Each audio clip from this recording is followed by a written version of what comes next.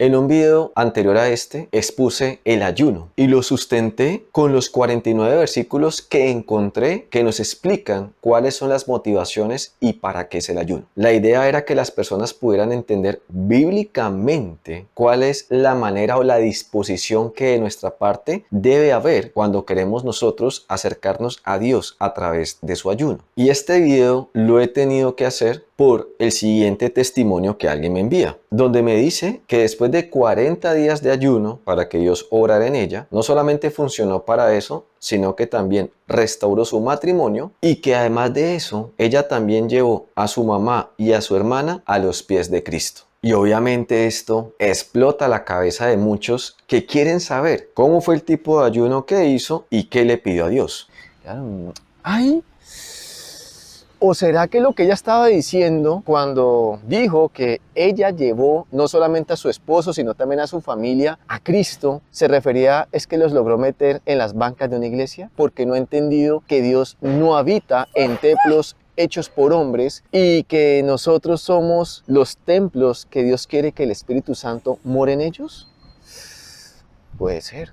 Entonces ahí vuelve y evidencia que si las personas le están preguntando a ella el tipo de ayuno que hizo y qué fue lo que le pidió a Dios, ese enfoque nos está mostrando que no estamos interesados realmente en tener el ayuno que Dios quiere que tengamos con Él, sino que nuevamente por nuestros propósitos, por lo que nosotros queremos, vamos a hacer un ayuno, es para lograr que nuestra voluntad se pueda hacer. Y rápidamente pues creo que todos coincidiríamos en pensar, y es que acaso existe una mejor voluntad que el hecho de que mi matrimonio se restaure y además de eso mi mamá y mi hermana también vengan a los pies de Cristo. Si eso no es bueno, si eso no es perfecto, entonces ¿qué es lo que tenemos que pedir? Pero es que allí es donde se despliega una variedad de situaciones donde tendríamos que realmente analizar por qué funcionó ese ayuno con ese propósito o si realmente fue por ese ayuno que vinieron ellos a Cristo. Y yo les voy a ser muy honesto, si con ayunar 40 días para que Dios convierta a mi hija, la traiga y para que toda mi familia se vuelva cristiana, solamente tengo que hacer eso, yo les aseguro que vamos a ayunar todos por eso, porque eso es lo que todos queremos. Más allá de que esté bien o mal, el punto de lo que trato que las personas entiendan es qué es lo que Dios quiere que hagamos cuando vamos a ayuno. Entonces yo creo que aquí es cuando este video y todo este canal se divide en dos tipos de personas. Las que están solo enfocadas en su restauración matrimonial y las que ahora entienden que quieren conocer cuál es el propósito de Dios para sus vidas. Entonces no le quito más tiempo a las que ahorita ya entendieron que solo tienen que ayunar 40 días y obtienen lo que quieren, y me quiero quedar con las personas que quieren es encontrar el propósito de Dios para sus vidas. Así que empecemos a desarrollar este tema. A primera vista, pareciera que la forma en la que enseño la palabra fuera en contra de la restauración matrimonial. Y eso no es así. La verdad es que sí quiero ver matrimonios restaurados y en especial familias unidas, evitando la destrucción de las vidas de sus hijos. Esas pequeñas personas que no tienen la culpa de nada y están asumiendo todas las consecuencias de dos adultos irresponsables que destruyeron el hogar. Pero mi enfoque, más allá de lo que yo quiero, es que estudiando las escrituras trato de encontrar qué es el plan divino por el cual Jesús vino a morir. Los discípulos se hicieron matar, apedrear, aguantaron hambre, persecución. O sea, ¿por qué ellos hicieron todo esto? Y en ninguno de todos esos casos te encuentras uno que estuviera empecinado por arreglar un problema matrimonial. Por eso estoy haciendo aclaración que hablemos de cuál es el propósito de Dios para nuestras vidas. Porque es que en ese propósito yo creo que no solamente vamos a encontrar salvación, sino también la salvación de nuestra familia o de nuestro matrimonio, pero encontrando también soluciones que perduren eternamente, no temporalmente. Con esto quiero hacer una aclaración de algo en lo que creo que todos hemos crecido en la fe confundidos. Y quiero que establezcamos que hay una diferencia entre nosotros buscar, pedir a Dios la ayuda de un milagro para solucionar un problema en la salud, un problema financiero, un problema en mi cambio, en mi transformación. Cuando nosotros queremos pedirle a Dios fuerzas, resistencia, paciencia, todo lo que obra en mi vida para cumplir su propósito. Pero otra cosa que sí está equivocada es pedir milagros que tengan que ver con que Dios cambie la mente, la voluntad de otra persona. Y en especial,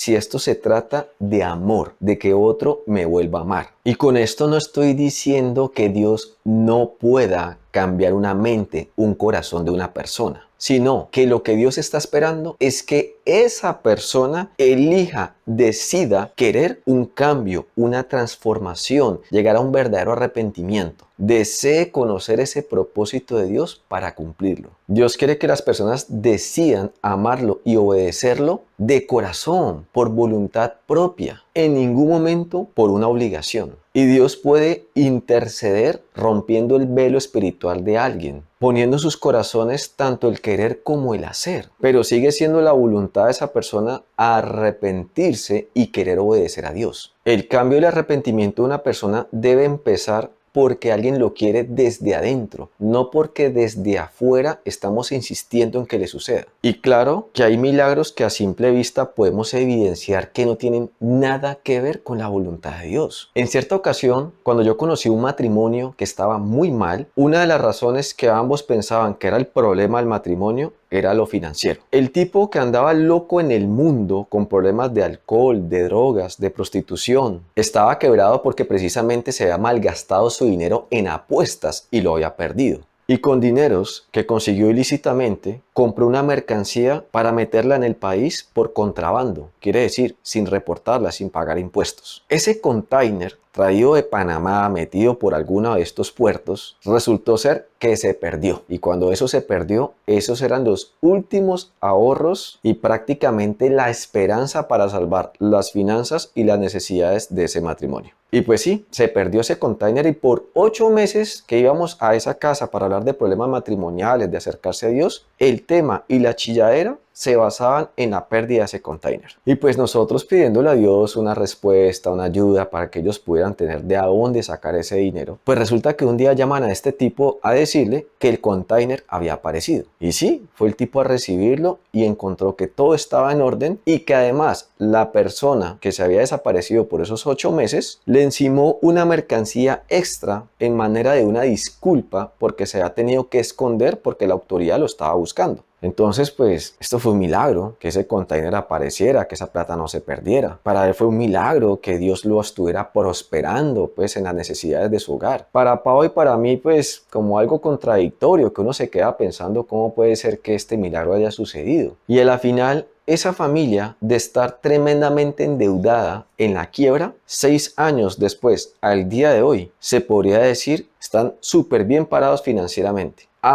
Pero que usted los vea que están pegados a Dios, organizados con el Señor, haciendo lo que tienen que hacer, al menos en agradecimiento a Dios, no te vas a encontrar nada de eso. Entonces, ¿esto fue un milagro de Dios realmente para acercarlos a ellos a Dios? ¿O esto fue un milagro de Dios que ellos en esa desobediencia lo están convirtiendo en una maldición? O tal vez son esos milagros que Dios permite en nuestras vidas para que si algún día nos queremos quejar de que Dios no me escucha, de que Dios no me ayuda, yo pueda recordar que sí, Dios sí me escuchó y me ayudó, pero yo en necio desperdicié la bendición. Y aquí hay varias preguntas que nos podemos hacer y que la intención es que a la luz de la palabra para nosotros sean claras esas respuestas. ¿De dónde sale o se produce un milagro que no fue hecho por la voluntad de Dios? ¿Por qué los brujos y los chamanes también pueden hacer milagros? ¿Qué pasa con las personas que le hicieron novenas, ayunos a la Virgen María y recibieron un milagro? Parece que tenemos las pruebas de que existen muchas maneras de obtener milagros, pero la pregunta es, ¿vienen de Dios? ¿Están conformes a la voluntad de Dios? ¿Hacen parte del propósito de Dios para nuestras vidas? Entonces, en 2 Corintios 11:14 nos dice que Satanás se puede disfrazar como un ángel de luz. Y en 2 Tesalonicenses 2:9 nos dice que también puede hacer milagros, prodigios y señales. Recordemos que Jesús también dice que si tuvieran fe como un grano de mostaza, le pudieran decir a esta montaña que se quite y se eche allá. Solamente dice fe, como el tamaño de un grano de mostaza. No dice fe en Cristo o fe en Dios. En Lucas 8:43 nos dice que la mujer de flujo fue sanada por su fe. Ese milagro fue para restaurar su salud. Y en 2 de Reyes 4 vemos a una mujer que tomó unas vasijas, las llenó de aceite para pagar una deuda, o sea, un milagro para resolver un problema financiero. Y con esto también tendría otro ejemplo, otro testimonio que escuché que me dejó pensando acerca del poder del ayuno y la oración, pero también me dejó cuestionando si ese era el propósito por el cual Dios quiere que hagamos ayunos. Este testimonio era de un estudiante que quería entrar a estudiar en la universidad, pero en su hogar no había el dinero para pagar la carrera. Entonces él entró en oración, en ayuno, a pedirle a Dios, y el Señor le dijo que fuera y llevara los papeles y se matriculara. Y sí, este muchacho fue y se presentó donde te reciben los papeles, donde te van a pedir la plata para pagar el semestre, y cuando estaba ahí en la recepción, pues le piden la plata y él dice que él vino porque Dios le dijo que viniera, que allí le iban a pagar la universidad. En ese momento viene alguien que es como el jefe de la secretaria y le pide unos papeles y le pregunta pues que qué es lo que está pasando aquí con el muchacho, y ella le cuenta: lo que pasa es que este muchacho vino a matricularse sin dinero porque dice que Dios le dijo que viniera, que aquí le iban a pagar la universidad. Entonces ese jefe le dice al muchacho que por favor que siga, que venga, que traiga los papeles, y cuando se reúne con él le pregunta cómo se escucha la voz de Dios, cómo es la voz de Dios, y él le cuenta que pues entró en ayuno y oración, le pidió a Dios que Dios le dijo que viniera, que ahí le iban a pagar la carrera. Entonces ese jefe le dijo: quiere decir que la voz que escuché hoy por la mañana que me dijo págale la universidad fue Dios, y por esto pues le ayudó a pagar su universidad y se hizo este milagro que resolvió el problema. Aquí podemos ver que Dios usó al decano, puso en su corazón que le pagara esa deuda a ese muchacho. Lo que nosotros no podemos percibir es si realmente Dios transformó el corazón de ese hombre para que ahora se dedique a ayudar a todo el que necesite estudiar. También no podemos dejar por fuera que Dios a todos nos pone algo en el corazón, pero ya es decisión de nosotros disponernos a obedecerlo. Y en esto muchas personas han recibido palabra, sueños, promesas, la convicción de un pecado, y aún así no se quisieron arrepentir ni obedecer. Esto nos demuestra que no fueron obligadas. Muchas personas han recibido lo que ellas creen que es un milagro de que mi esposo vuelva, que Dios se los ha traído, pero pues actualmente ese esposo se volvió a ir. Entonces tendríamos que preguntarnos que Dios hace milagros a medias, o Dios juega con nuestros sentimientos e ilusiones trayendo un esposo que después nos va a volver a abandonar. O por ejemplo en mi caso, yo le pido a Dios por la sanidad de mi colon y funciona muy bien mientras que yo no tome lácteos, pero cada vez que me tomo un lácteo empiezo a sangrar. Entonces, ¿es culpa de Dios que no me hace el milagro? ¿A usted le parece correcto que enseñemos la palabra desde el punto de vista que pareciera que sí se puede obligar a un esposo a volver y amarme? Como por ejemplo en el caso del libro de Oseas, que yo veo que mucha gente lo usa para decir que es una instrucción bíblica para un matrimonio que está en problemas. Hasta en cierta prédica escuché a un pastor diciendo que podían hacer como Oseas, que trataba de hacerle tropiezo a la prostituta para que no pudiera seguir en su pecado. Y esto lo llevaron a la práctica,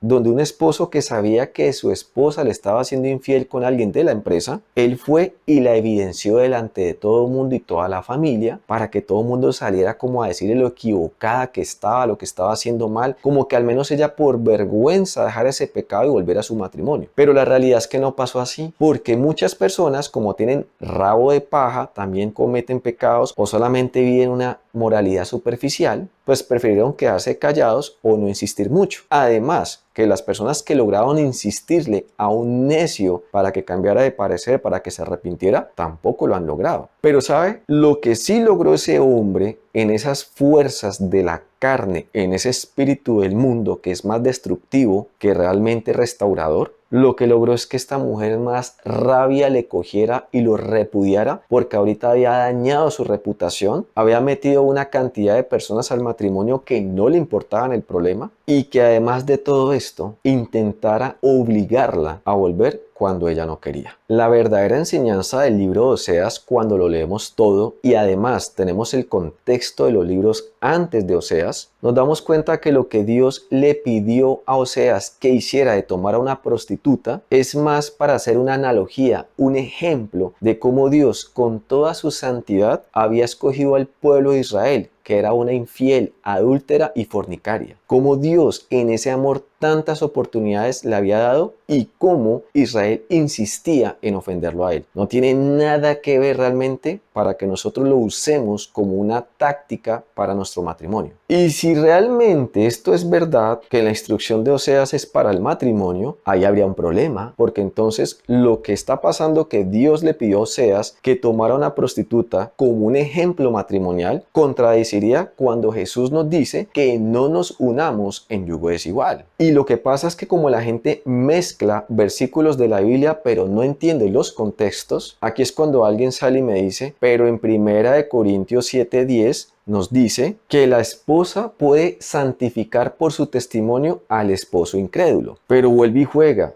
Tengamos en cuenta que el contexto de 1 Corintios 7:10 empieza diciendo, y a los que están unidos en matrimonio, mando, no yo, sino el Señor, que la esposa no se separe del marido. Lo que en ese versículo y en todo el contexto de ese capítulo no nos está diciendo a primera vista, es que aquí le está hablando a una pareja casada que está en un matrimonio sano. No tiene problemas de separación, de infidelidad, adulterio, maltrato, nada de eso. Ellos se aman, están bien como esposos y el único problema es que uno de los dos se acaba de ser cristiano en un tiempo donde los judíos estaban persiguiendo a la iglesia de Cristo. En un tiempo donde alguien que confesara que creía en Cristo lo apedreaban y lo mataban. Era también una razón por la cual le daban a sus esposos una carta de divorcio. La repudiaban por un problema de creencia religiosa. Entonces, en ese caso puntual de un matrimonio sano, le están diciendo a esa persona que se ha convertido a Cristo que se separe pero que se quede sola, que espere, que se reconcilie con su esposo, porque por medio de ese testimonio es altamente probable que su esposo también sea tocado por Cristo y convertido. Repito, la instrucción está para un matrimonio sano, que todavía está unido, que no ha tenido problemas. Esa instrucción no se la están dando a un matrimonio que ya está separado o divorciado, donde su esposo ya vive con su amante y tiene hijos, donde el matrimonio ha sido destruido de todas las maneras posibles. En este caso de un matrimonio roto no está aplicando esa instrucción. Y eso es lo que trato de insistir a las personas, de que no nos podemos quedar con un solo versículo, que no podemos nosotros tomar como enseñanza un solo capítulo, sino que tenemos que comprender también la historia, todo el carácter de lo que el Señor quiere plasmar en la palabra para poder fortalecernos en espíritu para poder obedecerlo. Otro ejemplo que parece una contradicción a simple vista. Cuando las personas leen en Génesis 2:24 que Dios dice que lo que Él unió no lo separa el hombre, lo que las personas ahí a primera vista no están entendiendo es que en Génesis 2 ese versículo sí aplica porque fue antes de la caída en el pecado por Adán y Eva que produce una ruptura entre la humanidad y la presencia directa con Dios. Y por eso ya ahora, después de la ruptura, la caída del hombre en el pecado, en medio de toda esta corrupción que hoy nos levantamos, en 2 Corintios 6:14, Jesús por eso nos dice que no nos unamos en yugo desigual. Entonces, ¿esto es una contradicción? Dios dice que Él sí nos une y acá encontramos que Jesús nos dice que no nos unamos. No, cuando nosotros pasamos por alto el entendimiento del contexto y la historia, por eso estamos mezclando versículos solamente para la conveniencia de nuestras circunstancias. Grave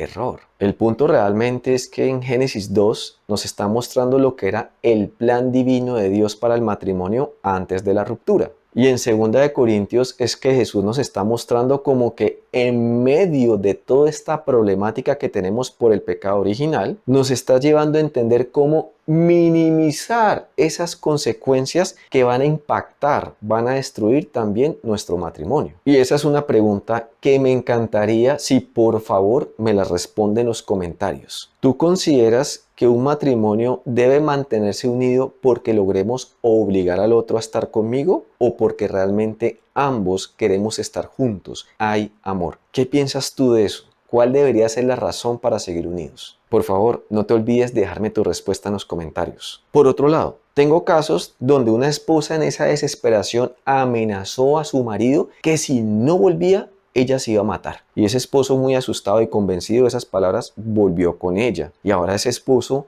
no quiere nada con ella, no la ama, le tiene miedo, pero no se quiere ir para que ella no se vaya a hacer daño, pero no está ahí porque realmente la ame. Tengo otro caso donde mujeres han estado luchando por 10 años por quedar embarazadas. Y como no lograba quedar embarazada, eso produjo muchos problemas en el matrimonio hasta que por fin logró quedar embarazada y tuvo un hijo. Pero ahora igual su esposo la dejó y se fue a vivir con su amante y tiene una familia con esa mujer. Estas mujeres me cuentan que ayunaron, oraron para poder tener ese bebé. Entonces, ¿qué pasó aquí? Pudimos nosotros invertir en un ayuno para tener un bebé, pero no pudimos hacer un ayuno para mantener unido el matrimonio. O volviendo al punto de la conversión del prójimo, ¿qué pasó con el ayuno que Dios tiene que haber hecho por Satanás y los ángeles para que no se le torcieran? ¿Cómo puede ser que Dios con todo ese poder los dejó tomar una decisión en contra de él? ¿O a Jesús le faltó ayuno y oración por la conversión de Judas? ¿O será que Dios le dio a Judas un corazón corrupto para que vendiera a Jesús? ¿O en dónde encontramos el ayuno de Jesús por el corazón de Pablo? Y ahí también toca destacar que lo que pasaba con Saulo de Tarso, quien se llamó después Pablo, es que él estaba en un celo religioso por cumplir a las patadas, a las malas, la ley de Dios. Era un hombre equivocado que cuando tuvo ese encuentro con Jesús, lo que hizo Jesús fue corregirlo y rectificar el camino de la verdad. Es tanto así que en Hechos 7:54 nos narran cuando Saulo de Tarso, Pablo, estaba consintiendo la muerte del apóstol Esteban. Es curioso por qué Jesús no convirtió a Pablo antes de la muerte de Esteban para que se evitara. Simple. Porque es que no se trata con ayunos de torcer la voluntad de Dios. Dios tiene un plan, Dios tiene unos propósitos. Él sabe cómo obra y cuáles son sus tiempos perfectos. O por ejemplo veamos el ayuno que Jesús hizo para comenzar su ministerio. No fue un ayuno para que las personas se convirtieran, era un ayuno para que Él pudiera encontrar los elegidos. Y podemos ver que aun cuando Él hacía milagros y lo perseguían multitudes, cuando Jesús los paró y les dijo que si estaban con Él porque hacía milagros o porque quién era Él, pues vemos que la gente al ver que Jesús no quería que lo siguieran por los milagros, lo abandonaron. Muchos, prácticamente todos, se fueron, lo dejaron solo al Señor. Los pocos que quedaban ahí fueron algunos discípulos. En toda la Biblia no tenemos ningún versículo que nos sustente que se hizo algún ayuno y oración para que un esposo volviera o me amara de nuevo. Y ahí es donde voy al punto. ¿Por qué los discípulos no entraron en un ayuno y oración para convertir, por ejemplo, como al corazón del César, corazones de los reyes, de los escribas, los fariseos, para que creyeran en Jesús y se arrepintieran? Y te quiero dejar algo para que medites. Tú has caído en cuenta que en Mateo 3, cuando nos empiezan hablando del ministerio de Juan el Bautista, el primer paso al que él llamaba era al arrepentimiento. Mateo 3, 1, 2. En aquellos días vino Juan el Bautista predicando en el desierto de Judea y diciendo: arrepentidos porque el reino de los cielos se ha acercado. El primer paso en la dirección correcta es el arrepentimiento. Esto es algo que nosotros no queremos aceptar y entender porque queremos primero la búsqueda de la restauración matrimonial. No queremos ver y reconocer nuestra posición, cuál es delante de Dios. Y el problema es que lo que nosotros hemos hecho hoy con nuestros matrimonios es muy comparado a que montamos un negocio, un casino de apuestas con prostitutas, con licor, con todo lo malo de adentro. Y ahora este negocio se nos está quebrando, no está produciendo, lo vamos a tener que cerrar. Y queremos venir en ayuno y oración para que Dios nos haga un milagro para que ese negocio prospere. El ayuno debe de ser, es para entrar en la presencia del Señor, para conocer cuáles son nuestros errores y de qué debemos de arrepentirnos. En ese ayuno también vamos a encontrar la capacidad para poder obedecer. Aquí es que vamos a encontrar nosotros la esencia del problema cuando hablan de la casa en la arena y la diferencia de hacer la casa sobre la roca. Pero todo este problema de buscar el poder de Dios para que conmueva el corazón del otro o cambie su voluntad está en que no entendemos que el amor que Dios nos quiere enseñar es un amor de respeto. Es un amor de respeto. Te pregunto, ¿cuándo Dios te obligó a que vinieras a Él? Él no te obligó. Lo que te ha traído es este dolor, esta desesperación, la angustia. Lo estás buscando es por tus circunstancias. Tú estás ayunando porque tu esposo venga a tu matrimonio o vaya a Cristo. Lo interesante es que ese esposo infiel, adúltero, maltratador, ese que te abandonó, no hizo ningún ayuno por ti y hoy tú estás viniendo a Cristo. Es una mentalidad equivocada pretender que Dios obligue a otro a amarme a mí, cuando Dios nunca me ha obligado a amarlo a Él. El ayuno equivocado le pide a Dios que el esposo vuelva. Un ayuno correcto le pide a Dios que me haga la esposa de Cristo. Y lamento que no estás de acuerdo con muchas de las cosas que digo, te chocan. Pero te quiero dejar un consejo si ese es tu caso. ¿Quieres que tu esposo te respete? Primero respeta las cosas de Dios. ¿Quieres que tu esposo se comprometa con el matrimonio? Comprométete a obedecer la ley de Dios. Y no es que te esté echando palo. Lo que pasa es que por eso la palabra Jesús dice, la verdad los hará libres. De todas maneras, pues me dejas en los comentarios qué nueva duda te puede haber dejado este video. Ahí puedes pedir una llamada por consejería si la necesitas. Y te agradecemos si compartís o le das me gusta a este video. Dios te bendiga.